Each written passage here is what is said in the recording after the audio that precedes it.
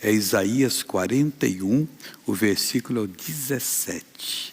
Aqui no 17, o Espírito Santo, usando o profeta, disse o seguinte: os aflitos e necessitados buscam águas, quer dizer, revelações para poder se livrar. E não havia para eles. E a sua língua se seca de sede. Mas eu, o Senhor, os ouvirei. Eu, o Deus de Israel, os não desampararei. Isso é palavra para todo mundo que está nessa situação. Jesus disse: quem beber da minha água, a água que eu der, nunca mais terá sede. Não vai ter problema, vai ter solução. Os problemas vão vir. A gente está no mundo, tereis aflições, mas nós usamos a revelação de Deus, que é a água que Ele deu para nós, e a gente não pode perdê-la, é só mantê-la no coração, e nós resolvemos o problema. Mas se nós ficarmos só marcando passo no mesmo lugar, Deus vai deixar um pouquinho mal insistir com você, porque você precisa crescer, você precisa aprender mais. Ele tem muito mais para lhe dar. Não, já estou satisfeito com o que Ele deu, tudo bem. Mas e com o que Ele vai dar? Eu quero também. Então você vai buscar, porque Deus vai dar para você. O versículo 18 ele diz assim: abrirei rios em lugares altos e fontes no meio dos vales. Promessa dele. Vai abrir rio nos lugares altos, que a fonte d'água lá vai descendo, o rio fica embaixo, mas diz que vai abrir rios nos lugares altos. Esses lugares aqui é símbolo da presença de Deus. Nós temos que andar sempre crendo no Senhor. E Ele então abre os rios para nós, quer dizer, abundância de revelação, em que a gente não vai ter problema. E nós vamos dar solução aos que têm problemas. Nós vamos glorificar a Deus porque Ele está cuidando de nós. Diz mais ainda: tornarei o deserto em tanques de águas. Não sei se você viu na internet aí, o deserto da Arábia Saudita, com tanta água que não foi brincadeira lá. Os camelos nunca tinham visto um negócio daquele, quer dizer, e Deus faz. Até o Saara teve parte dele lá que também inundou. Esse é o cumprimento da palavra de Deus. Porei no ermo a faia, o olmeiro e o álamo. Aí vamos parar por aqui, porque já basta. Eu tenho uma mensagem daqui a pouquinho, eu não quero desviar, só para abrir o seu coração, para você entender o que Deus está fazendo. É abençoar a gente aqui hoje em nome de Jesus. Vamos agora para a palavra principal. Foi a que eu dei lá em Sorocaba, eu estou agora ampliando ela. É Atos dos Apóstolos. Ontem eu comecei no capítulo 1 e fiquei só no versículo 1.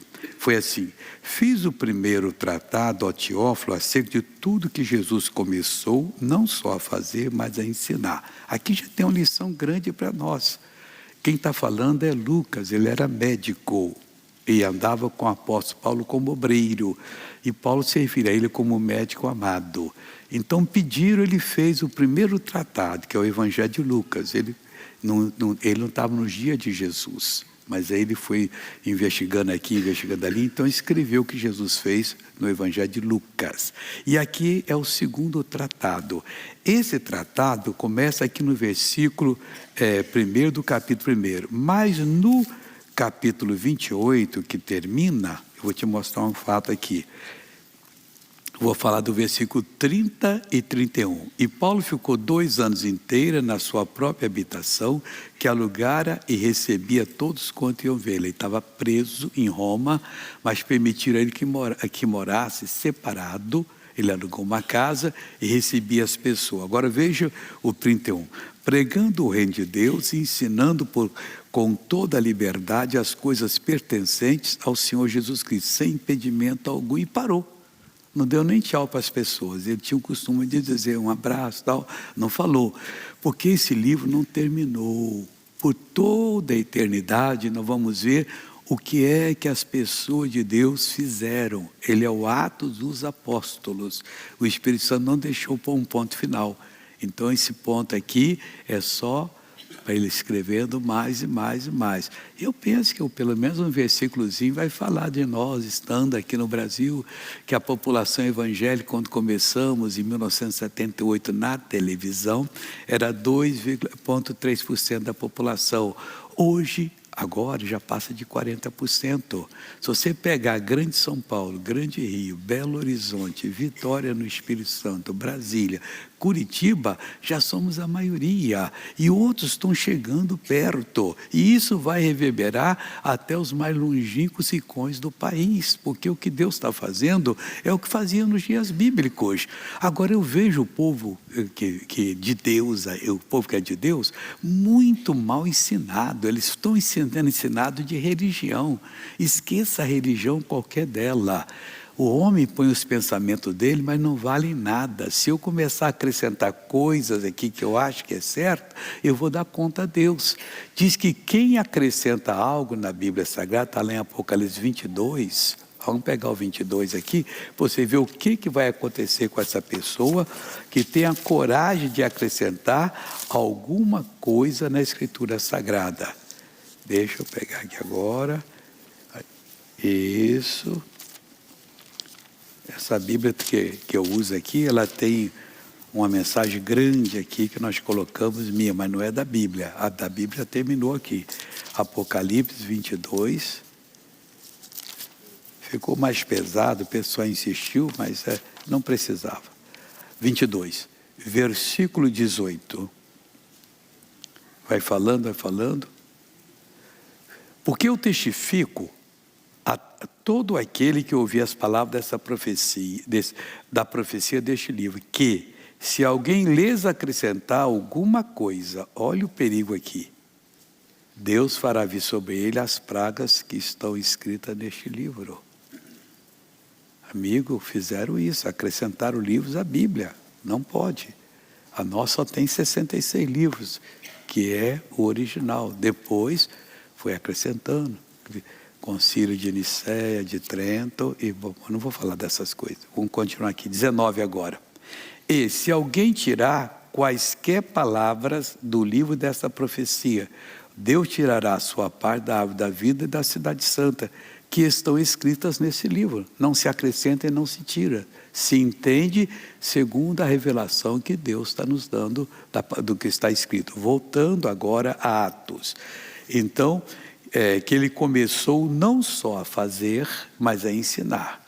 Então Jesus fazia e ensinava. Hoje ele está fazendo e está ensinando.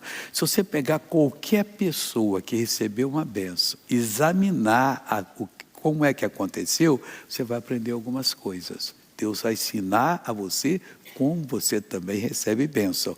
Você vem no culto, não é para ficar assim olhando, desconfiado, não. Você vem para se envolver com Deus. E na adoração, crê, você sai abençoado. Senão você perde tempo. Não, mas eu sou meio Tomé. Eu não quero ser Tomé, eu quero ser um discípulo amado do Senhor Jesus Cristo. Que ele também foi. Mas se eu não vir o lado aqui dele, não enfiar o meu dedo nos buracos da mão, eu não creio. Então, Tomé, vem aqui agora, enfia, sou eu mesmo. Não seja incrédulo, mas crente, Jesus disse. Então temos que ser crentes, pessoa que confia em Deus. Versículo 2. Até o dia em que foi recebido em cima. Quando ele estava, despediu do povo, foi dando as últimas instruções e foi sendo elevado aos céus. E o pessoal ficou todo mundo olhando. Aí foi. De repente, uma nuvem encobriu. E aí apareceram 2 cidadãos vestidos de branco, 2 anjos. E disseram: varões e irmãos, por que estão olhando para cima? Esse Jesus foi levado aos céus, voltará um dia. Acabou. Nós temos que esperá-lo. E um dia ele voltará. Agora, hoje, ele volta em espírito, no Espírito Santo, ao meu coração, ao seu coração. Ele está aqui presente conosco. E é ele que cura. E tomara que você que veio buscar a bênção, não saia daqui vazio. Aí diz mais assim, olha. Até o dia em que foi recebido em cima, depois de ter dado mandamentos pelo Espírito Santo aos apóstolos que escolhera. Então ele escolhe uns para serem ministros do Evangelho. Aqui falou apóstolo, porque o ministério tem 5 dons especiais. Primeiro são os apóstolos, aquele que começa uma obra pelo entendimento bíblico e firma essa obra. Essa é a função do apóstolo. Depois tem o profeta, que é ministro. Todos podem profetizar, não falar a vida de ninguém, não é isso. A profecia que todos podem fazer é para edificar, consolar e exortar, não para dirigir vida de ninguém. Meu servo, venda aquela loja sua, tem gente que já quebrou a cara com isso. Dá o dinheiro todos para os pobres, e o coitado por lá vendeu, depois ficou mais pobre que os pobres. Deu tudo que tinha. Deus, se falasse, falaria pela palavra ao coração dele, mas tem que ter certeza que foi Deus. Mas o profeta aqui é aquele que ouve de Deus e dá o recado certo, no momento exato, e muitas vezes para evitar uma destruição. Eu estava numa reunião em 75, mais ou menos, na casa do Samuel Coutinho, que nós começamos esse trabalho todo de avivamento, tem aí, começou conosco, e com os pastores. Já estava chegando à meia-noite, eu estava passando um pouquinho, aí eu perguntei ao pastor de Nova Iguaçu: Roberto, onde fica o som da igreja? Ué, na igreja. Ah, é por isso que eu queria saber. Então você vai passar lá agora e vai pegar o som, tirar e colocar no seu carro. Ô missionário, não discuta, faça isso. Aí ficou chateado, depois me fui muito chateado, missionário. Eu estar lá, chegar em Nova Iguaçu, de madrugada, tirar o som, levar para minha casa, eu vou obedecer. Estava com o filho, chegou lá, entraram, tiraram o som, colocaram no carro e foi. 4:30 da manhã para 5, um vizinho bateu lá. Pastor, o que houve? Vai na sua igreja, as portas estão todas abertas. E não roubaram o som. E aquele som fazia falta. Nós estávamos começando o microfone, tinha que comprar o mais barato. E a igreja estava com o som. Ele pôs no carro, levou, no outro dia, só voltou, colocou de novo e acabou. O som estava lá. Então aquilo, Deus me usou como fosse um profeta. Depois tem o evangelista, é aquele que tem prazer em evangelizar. Ele chega numa praça, não tem ninguém, daqui a pouquinho tem uma multidão. É um dom dele. Ora, Deus opera, que Deus deu a ele. Estou fazendo assim, está mais assim. Depois tem o pastor. Pastor é aquele que cuida das ovelhas. Tudo a gente fala que é pastor, mas um pode estar no ministério de profeta, de apóstolo, de evangelista ou de mestre. Tem o mestre também, o que recebe. São 5 dons. Então ele deu a eles, aqui está reunindo todos como se fossem apóstolos. Pelo Espírito aos apóstolos que escolheram. Quem escolhe é ele. Ele toca no coração da gente, a gente presta atenção, vai pondo atenção e vai confirmando que aquela pessoa é um chamado. Mas tem aquele que já tem um dom natural de falar, agradar todo mundo, mas se Deus não chamou, não aceite, porque ele vai fazer uma obra na carne, aquilo é normal dele. O homem de Deus é aquele que tem fome de conhecer, de pregar e ora, consagra, às vezes até jejua para poder quebrar a carne e poder alimentar você. Deixa eu aqui trazer com você Lucas capítulo 1, versículo 5. Nós temos que tirar do tesouro também coisas antigas, e é importante. Lucas capítulo 1, versículo 5. Uma história bonita, mas não é história. Existiu no tempo de Herodes, rei da Judéia, um sacerdote chamado Zacarias, da ordem de Abias, e cuja mulher era das filhas de Arão. O nome dela era Isabel, e eram ambos justos perante Deus, vivendo irrepreensivelmente em todos os mandamentos e preceitos do Senhor. E não tinham filhos, porque Isabel era estéril, e ambos eram avançados em idade. Eu sempre digo assim, reparem, apesar de serem duas pessoas que viviam irrepreensivelmente em todos os mandamentos e preceitos do Senhor, faltava algo para eles. Algo que às vezes é opção da pessoa ter ou não ter, entende? Mas o caso deles não, porque eles tinham pedido para Deus. Eles tinham feito uma oração, ele tinha feito. E essa oração aparentemente não foi atendida. Nós vamos ver isso. Na frente um pouquinho, daqui a pouquinho vamos ver que um dia ele pediu um filho para Deus. Mas o que nos chama a atenção aqui é que apesar de faltar algo, ao que ele tinha pedido para Deus, ele não deixou de servir a Deus. Ele não deixou de ter comunhão com Deus. Quantas pessoas desistem? Não é porque você ainda não entendeu o que é o reino de Deus. O reino de Deus é expressado, entenda, a alegria do reino de Deus é expressada no livro do Abacuque. Lembra comigo, Abacuque 2,17. O que diz lá? Você conhece bastante, né? Porque ainda que a figueira não floresça e nem haja fruto na vide, né?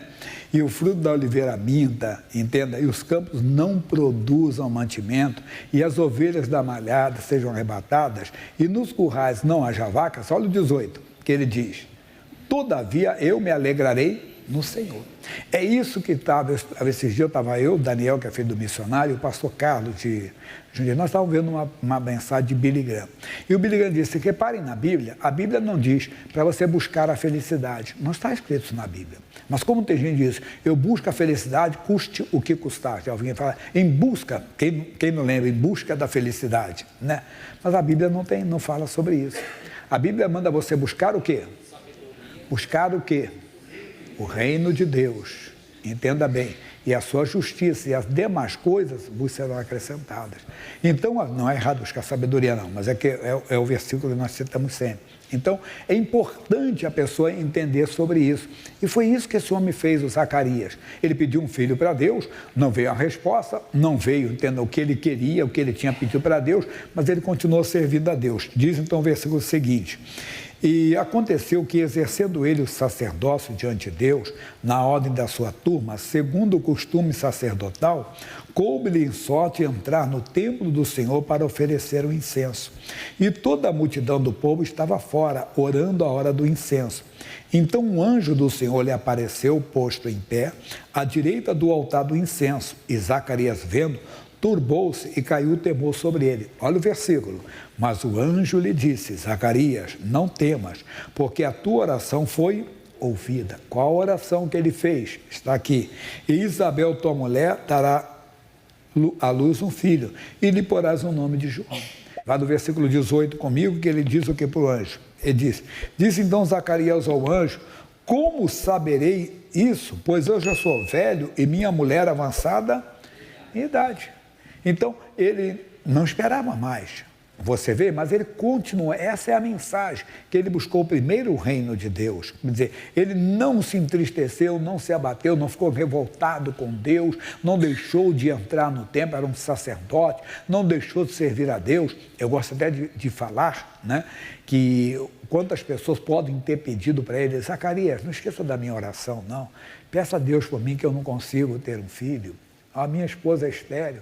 Quantas vezes eu falo dos pastores, dos obreiros, né, que estão na igreja, você olha para um obreiro, olha para um pastor: irmão, olha por mim, que eu estou com um câncer. Aquele obreiro está com câncer também. Ué, pastor Jair, mas ele continua servindo a Deus, ele já fez a oração. A oração está no altar de Deus. Eu reuni os obreiros no domingo, antes do culto. Acabou a reunião de oração, eu fiz para eles. Eu dei uma mensagem para eles, pode ser que eu não vou me perder aqui não. Eu falei a respeito de Filipenses 4, 6 e 7. Eu disse: olha, as pessoas na igreja, elas não têm nada a ver se você tem um problema. Mas nós também não somos como os profissionais de qualquer área. Imagine que eu falei palhaço de circo. Ele está cheio de problemas em casa, mas ele vai, lava o rosto, chega em casa dele: boa noite, garotada, não é aquele negócio, ele faz. Ou então o vendedor de uma loja, o gestor lá, a gente só, você não pode ficar com cara triste lá no salão, lá na loja, na frente, tem que ficar com o rosto alegre, tem que servir com alegria. Então o Zacarias recebeu aquilo ali, entenda bem, ele nem esperava mais, mas ele continuou servindo a Deus. Vamos ao 14. Aí diz o 14, 1,14, Lucas 1,14. Ele diz assim: e terás prazer e alegria, e muitos se alegrarão no seu nascimento. O que é isso? É o impacto do milagre, irmão. O impacto do milagre, quer dizer, o impacto das coisas quando Deus opera, não só nós somos abençoados, mas as pessoas que estão ao nosso redor ou que terão conhecimento também serão impactadas, alguns com alegria, alguns até com espanto. Rapaz, mas não era esse cara? Olha Atos, capítulo 3, versículo 9. O homem se levantou, o homem era coxo, todos os dias ele estava ali à porta formosa do templo para pedir esmolas que entravam. Aí ele foi curado na oração da determinação de Pedro. Mas a informação que queremos é aqui, Atos capítulo 3, versículo 9, diz: e todo o povo o viu andar e louvar a Deus, e conheciam-no, pois era ele o que se assentava a pedir esmola à porta formosa do templo, e ficaram cheios de quê? de pasmo e de assombro pelo canseiro. Não é possível. Não é o fulano, ele não é mendigo, ele não é aleijado, ele não é paralítico. Estava de pé agora. Olha o que o milagre faz. E o milagre trouxe muita conversão aqui. Você pode continuar lendo, que você vai ver quantas pessoas se converteram. Foi uma coisa impactante. O milagre impactou no passado pessoas que eram totalmente opostas, entenda bem, ao Deus da Bíblia, ao Deus de Israel. Segundo livro de Reis, capítulo 5, Naamã, quando foi curado da lepra. Não vou ler a cura do Naamã, não. Aqui o Naamã já está curado, é o versículo 16. Ele curado, Naamã, ele vai e diz o que? Esse Naamã, olha o que ele fala. Porém, ele disse, segundo Reis, capítulo 5, versículo 16. Isso é Eliseu falando. Porém, ele disse, vive o Senhor em cuja presença estou, que não a tomarei. E estou com ele para que a tomasse, mas ele recusou. Ele disse, Naamã, seja assim, contudo, dê-se a teu servo uma carga de terra de um jugo de mulas, porque nunca mais oferecerá este teu servo holocausto, nem sacrifício a outros deuses, senão ao Senhor. Aí ele falou, e quando eu entrar lá, na casa de Gnon, que era o deus deles, o ídolo deles, olha, eu vou estar com o rei, eu sou o guarda, eu sou o general lá, sou comandante da guarda do rei. Então, eu tenho que entrar, como eu expliquei aqui. Imagine que eu sou sargento da Polícia Militar, sei lá, oficial da Polícia Militar.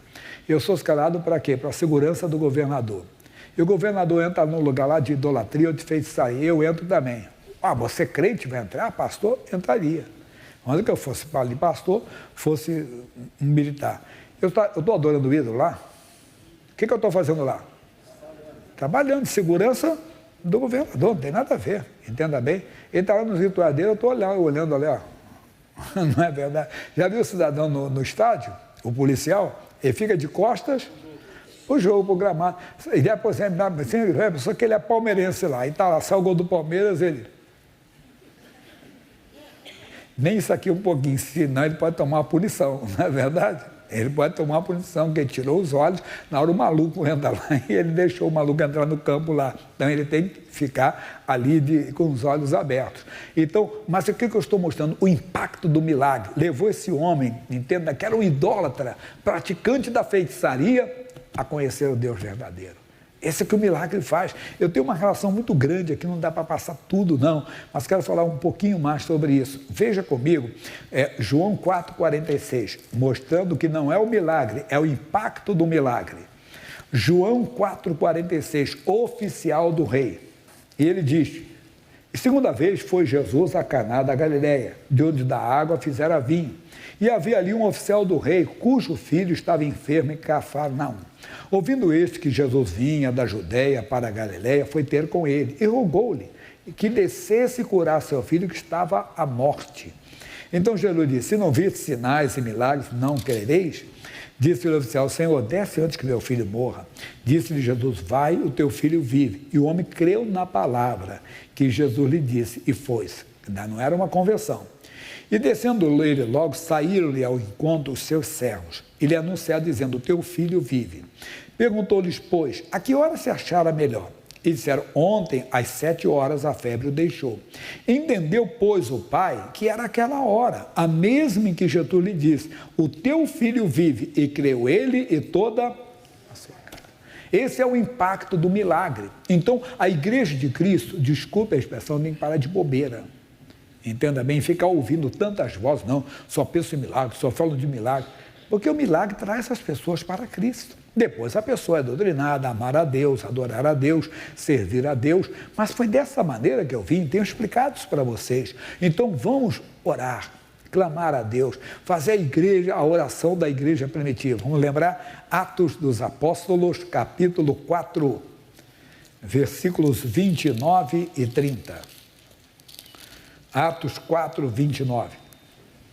Agora, pois, ó Senhor, olha para as suas ameaças e concede aos teus servos que falem com toda a ousadia a tua palavra, enquanto estendes a mão para curar e para que se façam sinais e prodígios pelo nome do teu santo Filho Jesus. Bem, capítulo 5, versículo 12.